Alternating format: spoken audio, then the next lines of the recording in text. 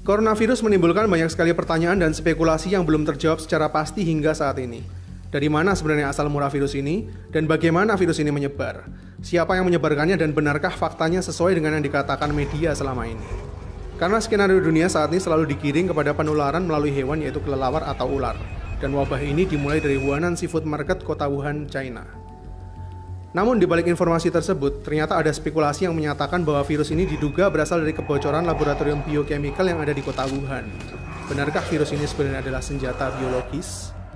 Hingga video ini dibuat sudah terdapat sekitar 4.474 orang yang terjangkit oleh coronavirus dan akan terus bertambah. Bahkan 107 orang sudah dinyatakan meninggal dunia. Apakah benar jumlahnya hanya sekitar 4.000-an orang saja?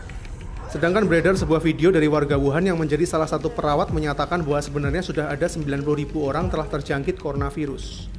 Sebelum akhirnya video yang viral di dunia maya ini dihapus oleh otoritas setempat yang terkesan menutupi fakta.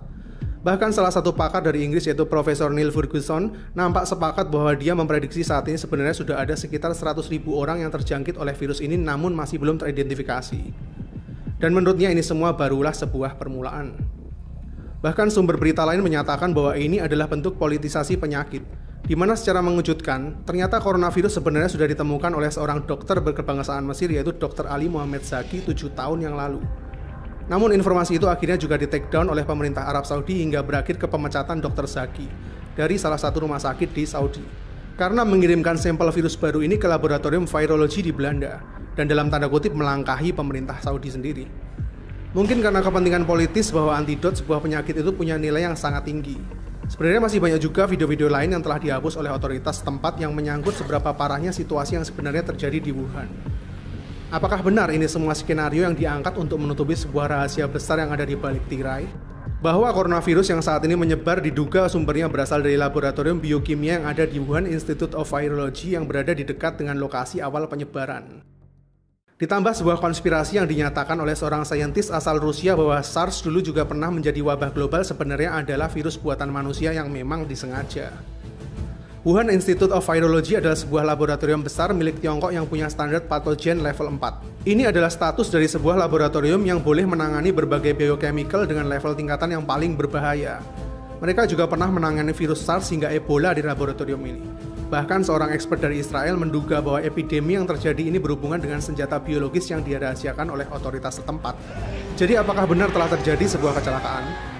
Yang anehnya, kenapa epidemi semasif ini justru muncul di momen yang menjadi puncak dari migrasi terbesar di Tiongkok, yaitu bertepatan dengan Tahun Baru Rakyat Tiongkok. Tahukah kamu, Tahun Baru yang diadakan oleh Tiongkok ini sebenarnya adalah migrasi terbesar yang ada di dunia. Dari data terakhir 2018 lalu, disebutkan bahwa terdapat 385 juta warga Tiongkok yang bermigrasi dari satu kota ke kota lainnya. Dan semuanya akan menyebar dan berkumpul dengan para kerabatnya dari satu kota besar ke kota terpencil, begitu juga sebaliknya. Bayangkan seberapa cepat epidemi ini akan menyebar ke seluruh penjuru Tiongkok dalam waktu sebulan saja. Kenapa timingnya sangat tepat untuk sebuah dalam tanda kutip kecelakaan? Apakah ada yang mengatur ini semua setelah begitu banyaknya tekanan yang dirasakan oleh Tiongkok? Pasca perang dagang yang belum kunjung berakhir mulai tahun lalu. Kemudian terjadi huru-hara di Hong Kong yang belum juga selesai. Dan kini sebuah epidemi virus yang punya skala lebih besar lagi. Sehingga saat ini kondisi perekonomian Tiongkok menjadi semakin terperosok hingga mencapai titik stagnan perekonomian terendah selama 27 tahun terakhir. Setelah digadang-gadang akan menjadi negara dengan perekonomian terbesar di dunia mengalahkan Amerika pada tahun 2030 nanti. Ada apa dengan Tiongkok sebenarnya? Well, bagaimana perasaanmu setelah mendengar semua mimpi buruk barusan? Mungkin panik, berprasangka buruk, atau justru emosi? Yang jelas bukan sebuah kedamaian, bukan? Jika iya, berarti saya sudah berhasil menyebarkan virus negatif buat kalian semua. Dan tahukah kamu, inilah yang saat ini terus terjadi di masyarakat kita. Alih-alih menyebarkan sebuah vaksin, kita semua lebih tertarik untuk menyebarkan virus dan menularkannya ke lebih banyak orang lagi untuk merasakan yang kita rasakan. Terlepas dari berita itu salah maupun benar, tapi sebuah message yang baik itu seharusnya memberi sebuah harapan, bukan sebuah kehampaan. Jadi sekarang izinkan saya coba menyampaikannya sekali lagi buat kalian dengan cara yang lebih beradab. Semuanya berawal dari seorang pasien yang mengalami gejala pneumonia dari Wuhan di bulan Desember 2019 lalu, yang kemudian terus merambah ke pasien-pasien lainnya yang mengalami gejala pneumonia dan pernafasan akut. Seiring bertambahnya pasien yang disinyalir berasal dari Wuhan dalam kurun waktu 14 hari ini, pemerintah Tiongkok segera mengambil tindakan untuk segera mengisolir kota Wuhan dengan harapan supaya epidemi ini bisa lebih terkontrol. Sejauh ini pemerintah Tiongkok menunjukkan kesiapannya dalam menangani epidemi ini berkat pengalaman mereka menangani virus SARS pada tahun 2003 lalu. Bahkan sebuah rumah sakit khusus penderita virus ini dengan jumlah 1.000 tempat tidur telah dibuat hanya dalam waktu 6 hari saja. Pemerintah menutup seluruh akses kota Wuhan yang berjumlah 11 juta jiwa ini sementara waktu. Begitu juga dengan 17 kota di sekitarnya sehingga bisa dibilang mereka telah mengisolir 50 juta jiwa supaya menekan epidemi ini. Hingga saat ini Tiongkok berkomitmen untuk memenangkan pertempuran melawan virus ini, yang tentunya bisa dicapai jika semuanya bersatu. Bahkan telah menyediakan dana sebesar 1,6 miliar dolar sebagai dana penanggulangan. Faktanya, meskipun coronavirus ini memiliki kemiripan dengan virus SARS dan MERS yang pernah mewabah sekitar tahun 2003 hingga 2012 lalu, namun coronavirus ini hingga saat ini bisa dibilang tidak seganas kedua virus sebelumnya. Karena hingga video ini dibuat, dari 4.474 pasien yang terjangkit virus ini, total korban jiwanya mencapai 107 orang yang sebagian besar berusia lanjut dan memiliki riwayat penyakit kritis seperti kanker, diabetes, jantung, dan para pasien dengan imunitas rendah. Sehingga virus ini jauh lebih leluasa untuk berkembang. Gejalanya adalah demam, batuk, pilek, dan mengalami sesak napas. Sedangkan data menunjukkan bahwa penderita dengan kondisi tubuh yang lebih fit dapat mengalami kesembuhan. Seperti yang terjadi pada seorang dokter di China yang terinfeksi virus ini namun telah mengalami kesembuhan. Begitu juga dengan beberapa informasi baru lain yang menyatakan bahwa beberapa pasien mereka mulai negatif dari coronavirus setelah dirawat selama 2 minggu.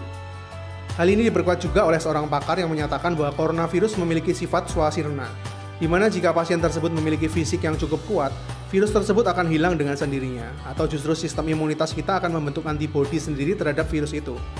Karena hingga saat ini sudah terdapat 63 orang dinyatakan sembuh dari virus ini. Jadi kuncinya adalah sistem imun kita sendiri. Jaga kesehatan supaya tetap fit dan hindari tempat yang potensial untuk sementara waktu. Untuk saat ini data menunjukkan tingkat kematian ada di bawah 4%, sedangkan SARS ada di 10% dan MERS mencapai 37% tingkat kematian. Sehingga meskipun belum ditemukan vaksinnya, para penderita tetap bisa sembuh jika pasien tersebut punya riwayat kesehatan yang baik dan imunitasnya tinggi. Namun tetap perlu diwaspadai karena penyebaran virus ini tergolong cepat dan dapat menularkan melalui pernapasan, sentuhan maupun mata. Ini adalah data terakhir mengenai coronavirus. Hingga saat ini masih belum ada yang teridentifikasi virus ini menyebar di Indonesia. Dan saya berharap kita semua bisa bersatu dalam doa virus ini tetap dijauhkan dari negara kita. Namun meskipun coronavirus menyebar dengan ganas, beberapa hari terakhir ini justru saya lebih cemas dengan virus jenis lain yang tidak kalah ganasnya, yaitu virus-virus kebencian. Di manakah empati dan nurani kita di saat manusia lain sedang berkesusahan? Kita semua manusia sama-sama punya dosa, bukan manusia yang menentukan siapa yang pantas mendapatkan azab. Karena kita sesama manusia tinggal di bumi yang sama, apa yang terjadi pada orang lain juga tetap bisa terjadi pada kita. Tetaplah rendah hati, bro. Epidemi virus ini adalah bencana berskala global, bukan berarti tidak mungkin menyerang negara kita juga. Bahkan apa yang terjadi di Tiongkok saat ini kalau diterusin, dampak perekonomian mereka bakal memicu krisis global di seluruh dunia loh. Karena saat ini Tiongkok adalah salah satu pendorong terkuat ekonomi yang ada di seluruh Asia dalam berbagai sektor. Manusia satu akan selalu membutuhkan manusia lainnya, dan perbedaan itu yang membuat kita tetap berada di dalam sebuah siklus kehidupan. Seperti halnya rantai makanan maupun bumi yang terus berputar. Kita semua related satu sama lain meskipun berbeda. Tidak cukupkah kita mengawali awal tahun 2020 ini dengan berbagai macam tragedi?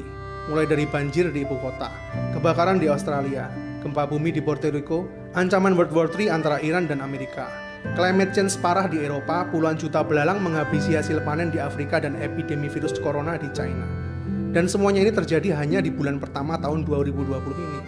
Kayaknya di tahun yang baru ini nggak cuma visi pribadi kita aja yang perlu diresolusi deh.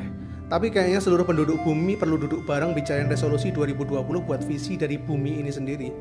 Karena sejujurnya bumi ciptaan Tuhan yang telah diciptakan harmonis, sempurna dan indah ini kodratnya setiap hari juga terus dirusak oleh virus-virus yang paling jahat. Dan kayaknya nggak bakal ada vaksinnya, yaitu